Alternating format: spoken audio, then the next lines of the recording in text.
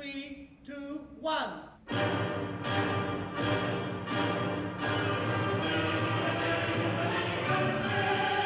Monsieur Genet, vous êtes né en 1910. C'est vrai? Oui, À Paris. oui. Mais vous ne connaissiez pas vos parents, je crois? À ce moment-là, non. Maintenant non plus. Vous n'avez pas été élevé dans une famille. Si, mais pas dans la mienne.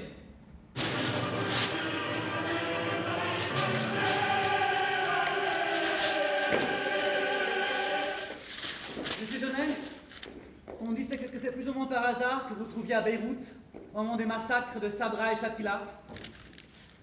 Comment êtes-vous venu au camp de Shatila? Et qu'est-ce que vous y avez vu? Non, je n'y étais pas par hasard, mais invité par la revue d'études palestiniennes. Nous sommes partis avec Laïla et Shahid en même temps pour Beyrouth. Je voudrais rendre sensible à ceux qui m'écoutent la topographie des lieux.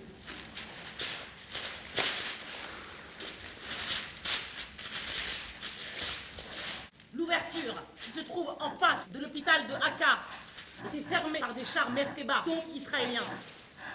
Il y a eu un moment de battement entre 10h et 10h15 ce dimanche,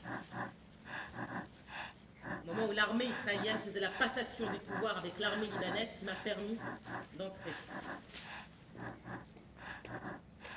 Qu'est-ce qui vous a amené à vous engager si fortement pour l'OLP? Pour obtenir une espèce de plénitude de vie, je devais entrer dans l'action.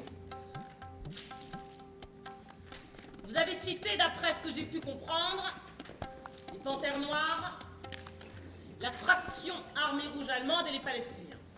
Je dirais que j'ai été tout de suite vers des peuples qui m'ont demandé d'intervenir. Est-ce que vous avez commencé à voler parce que vous aviez faim? Il y avait d'une part la faim réelle, c'est-à-dire l'estomac qui réclame la nourriture. Et puis d'autre part le jeu. C'est amusant de voler. Beaucoup plus amusant même que de répondre aux questions que pose la BBC. Mais ce n'était pas drôle quand les flics vous attrapaient. Quand la main d'un policier, si vous voulez, comme ça.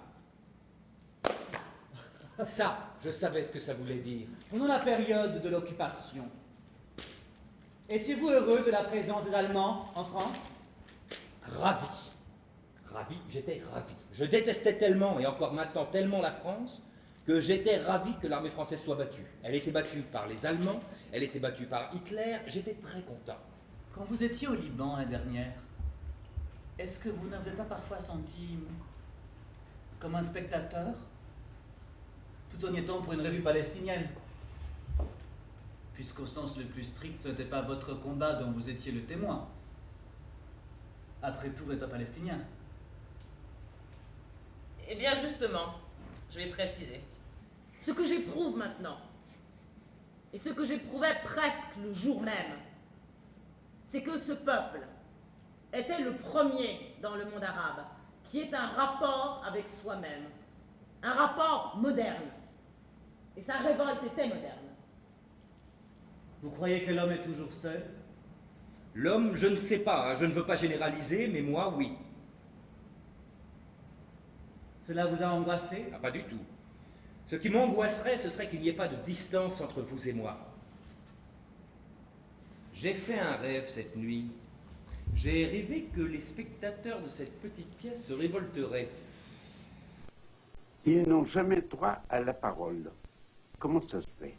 Et je pensais qu'il serait assez culotté, parce qu'on parlait hier de culotté, pour me chasser de la place et prendre ma place.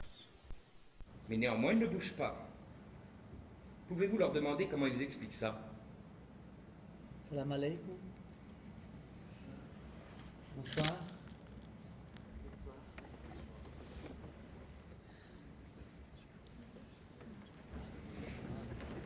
Mais est-ce que c'est cela qui vous intéressait dans votre rêve de casser l'ordre? Hein? D'une certaine façon, vous aviez envie de casser l'ordre qui existe dans cette petite salle. Bien sûr, il me paraît tellement figé.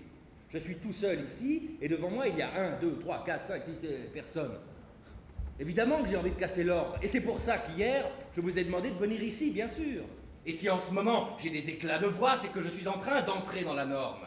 Je suis en train d'entrer dans les foyers anglais. Et ça ne me fait pas plaisir, en effet, pas du tout. Mais je ne suis pas en colère contre vous, qui êtes la norme.